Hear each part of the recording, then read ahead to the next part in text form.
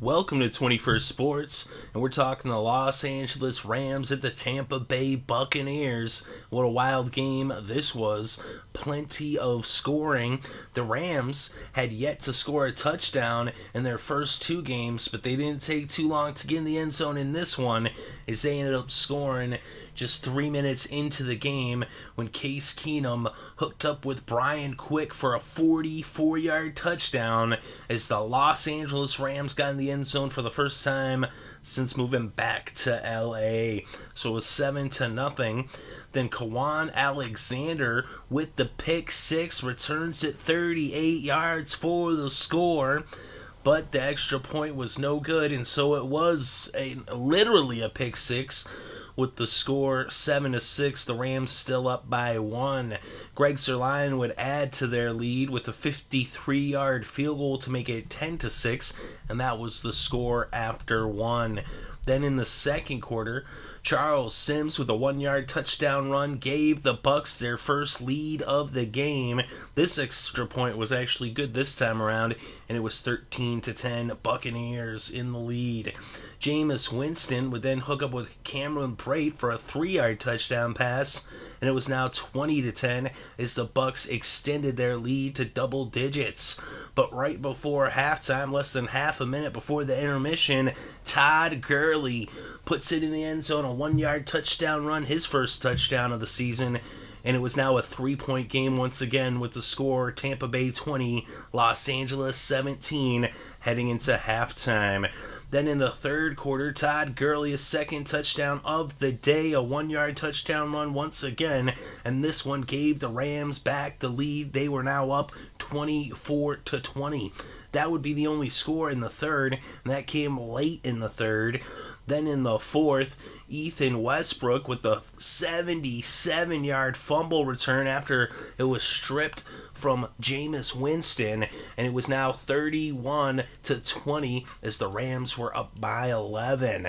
But then, with about 9 minutes left in regulation, Jameis Winston hits Cameron Brate for their second touchdown connection of the day. This one a 1-yard touchdown pass. They went for 2, but it failed, and so it was a 5-point game with the score 31-26 with the Rams still in the lead. Then, with about 4.5 minutes left, Tavon Austin catches a pass from Case Keenum, 43 yards for the score, and it was 37-26. So the Rams extend their lead. Then, with just over 2 minutes left before the 2-minute warning, so about 2:15 left in regulation on the clock, Jameis Winston hits Mike Evans in the end zone, a 7-yard touchdown pass. They went for 2. Again, they failed to convert the 2-point conversion, and so now it was 37-32 as the Bucs trailed by 5. And you got to wonder, the Bucs with those missed opportunities, the 2 times they went for 2, plus they had that missed extra point early in the first quarter there, and so right there, that's at least 3 points they could have had, potentially 5 if they had converted the 2-point conversions and that extra point. But they could have easily, it could have been a 3, maybe even a 2-point game. Instead, it was a 5-point game.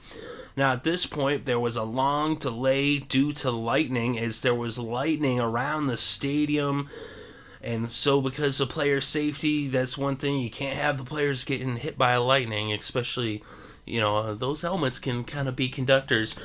So they took a break, and after the long delay, they would resume play, and it actually looked like the Buccaneers might come back to win this one.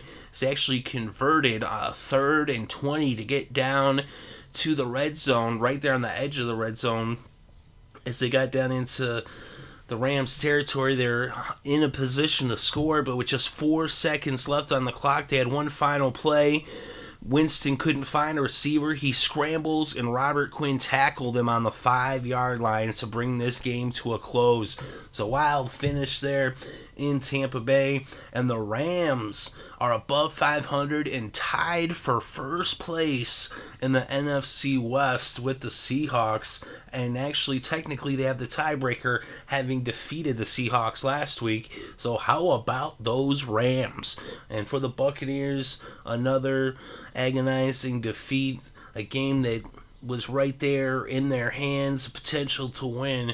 But if anything, moving forward, the one bright spot for Tampa Bay is that if you're going to lose in a close game, at least that's something that you can build on.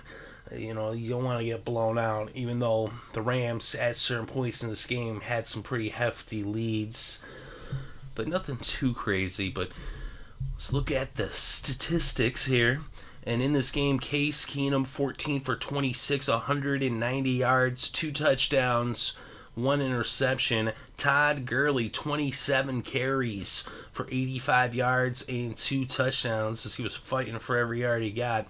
Tavon Austin, 5 receptions for 82 yards and a touchdown. Brian Quick also had 2 receptions for 53 yards and a touchdown. All those for the Rams. And for the Buccaneers, Jameis Winston, 36 of 58, 405 yards, 3 touchdowns, and 1 interception. As they were asking him to carry the whole load. And that's the thing, is Winston is a great quarterback. I know it's only his second year in the league, but he definitely has shown off his skills and his talent. But you can't ask the guy to do that much. He almost threw the ball 60 times in this game. 58 pass attempts. That's too much. You got to have some balance in your offensive attack. You can't ask him to throw the ball 60 times and then expect to win the game. So it's definitely, it's not Winston's fault, that's for sure. But Charles Sims, 13 carries for 55 yards. So you got to give him more carries. And he did have 1 touchdown, though. Mike Evans, 10 receptions for 132 yards and a touchdown. And Humphreys had 9 catches for 100 yards. Sims, by the way, also had 6 catches for 69 yards, which gave him 124 yards total on the day. When we look at the defense, and for the Rams, Barron had an interception. McDonald and Quinn both with sacks. Quinn also had a forced fumble as well. And for the Buccaneers, Levante David with a sack and a forced fumble. Quan Alexander with the interception. He ran that one back for the Bucs' first points of the day. But we look at the first downs. 30 first downs for the Bucs. Just 18 for the Rams. We look at third down, 50% conversion rate for Tampa Bay, 8 for 16. And then for Los Angeles, 6 of 13, 46%. On fourth down, the Bucs went for it twice, and they were 100%. They made it both times. Then you look at total net yards, 472 for Tampa Bay, 320 for Los Angeles. But the rushing attempts, though, the yards actually, if you look at the average yards per rushing play, was 4.2 for the Rams, 3.8 for the Bucs. Pretty close, but it was the amount of rushes, as the Rams had 33 rushing plays versus just 22 rushing plays for Tampa Bay. So that's the thing right there, is that it's not that they weren't necessarily having success. They weren't having great success on the ground, but they're doing about the same, just they weren't making the attempts. And you got to give the back the ball more, whether he's getting yards or not. It's just to bring the balance, to keep the defense on their heels so they don't know it's, when you throw it 60 times, the defense knows, okay, they're going to pass. And so then they come at you with the blitz, with the pass rush. The secondary knows that all they have to do is concentrate on the receivers, and that the chances of the back getting the ball are slim to none. But you look at the penalties in this game, 9 penalties against the Bucs for 80 yards, 8 penalties against the Rams for 69 yards. Both teams lost a fumble. The Bucs had 2 fumbles. They recovered 1 and lost 1. The Rams lost the only fumble that they had. And then we look at the red zone. Los Angeles, 100%. 2 for 2. Couldn't be stopped when they got in the red zone. No, they only made the 2 trips.